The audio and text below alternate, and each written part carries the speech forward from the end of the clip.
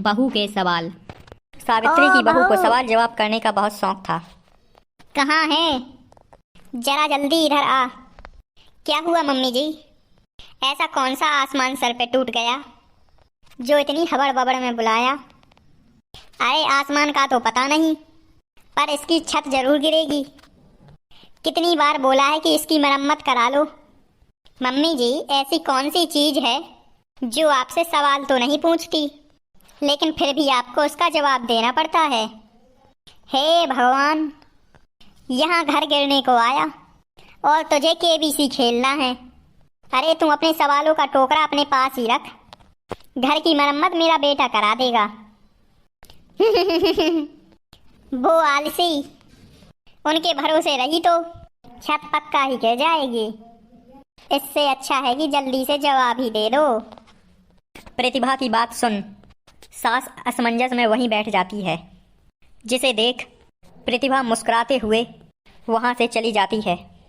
अरे मेरी तो मती ही मारी गई थी जो इस सवालों की दुकान को अपने घर ले आई। क्या हुआ माँ, इतना परेशान क्यों बैठी हुई हो? अरे हाँ, आजा तू भी। तेरी वजह से ही तो हुआ है ये सब। सारी दुनिया में तुझे कोई और दूसरी लड़की नहीं मिली थी शादी करने के लिए, जो इस सवाल जवाब को मेरे सर पर लाकर बिठा दिया। अब क्या सवाल पूछ लिया प्रतिभा ने? इस पर सास प्रतिभा का सवाल अपने बेटे को बताती है, जिसे सुनकर अभय जोर जोर से हंसने लगता है।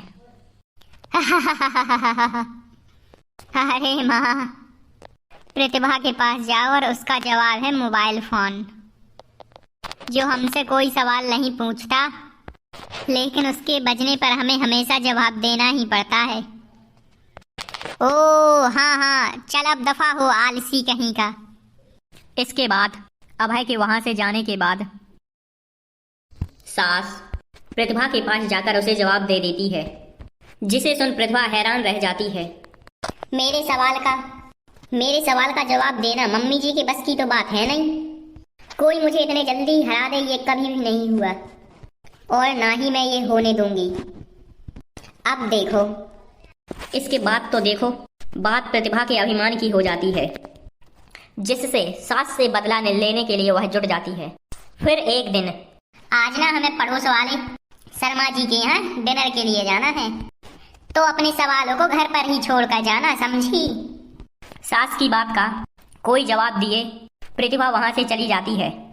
रात को शर्मा के घर पहुंचते ही उनके बच्चे के साथ खेल खेलने के बहाने प्रतिभा अपने सवालों की गाड़ी शुरू करती है। पापा, आंटी बहुत सवाल करती है, मुझे उनके साथ नहीं खेलना। अरे ना बच्चा, आंटी आपकी नॉलेज के लिए ही तो पूछ रही होगी ना। अच्छा तो बताओ, एक लड़की 50 फीट की सीढ़ी से गिरी फिर भी उसे चोट नहीं लगी, क्यों बताइए? बच्चे की बात सुन शर्मा जी सिर खुजाते हुए बैठ जाते हैं। बच्चे, जाओ तुम चलो खिलौनों से खेलो अपने। क्यों शर्मा जी, जवाब नहीं पता तो आप बच्चे को अंदर भेज रहे हो? अरे आप सब भी ना क्या सवाल जवाब में लग गए। चलिए डिनर करते हैं ना। अब तो मैं जवाब सुनकर ही खाना खाऊंगी, क्योंकि वो लड़की आखिरी सीढ़ी से गिरी थी, इसलिए उसे चोट नहीं लगी। मिल गया जवाब, अब कोई बदतमीजी और सवाल नहीं। अच्छा, तो आज तक मम्मी जी को सारे जवाब आप ही बताते थे, क्यों तुम्हारे अहंकार को ठेस पहुंची कि कोई तुमसे तेज कैसे हो सकता है? ओहो, इतना कॉन्फिडेंस। तो बताओ, एक साल में कितने सेकंड होते हैं? 12। Second January, second February and continued. ज्यादा तेज हो? अच्छा तो बताओ, ऐसी कौन सी चीज है जिसे तुम बिना छुए पकड़ सकते हो? इसका जवाब है बात।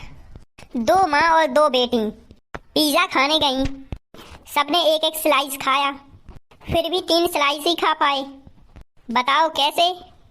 क्योंकि उनमें एक ग्रैंड मदर है, फिर उनकी बेटी यानी कि मदर, और फिर उनकी बेटी।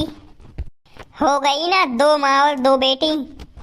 मिल गया 3 स्लाइस का जवाब। अरे कभी तो अपनी गूगल की दुनिया से बाहर निकलो।